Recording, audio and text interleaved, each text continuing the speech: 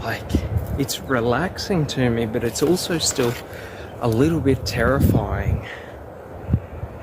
But it's just like so absolutely beautiful that I want to personally be able to break that feeling of terror so that I'm able to experience all of nature. You know what I mean? To be able to come and experience, like, look at how beautiful that is. It's just, you know, we got these beautiful trees. See you later, mate. We had stuff on our legs.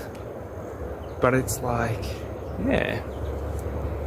This is what I love sharing, is one, the places that I want to go, whoop, but also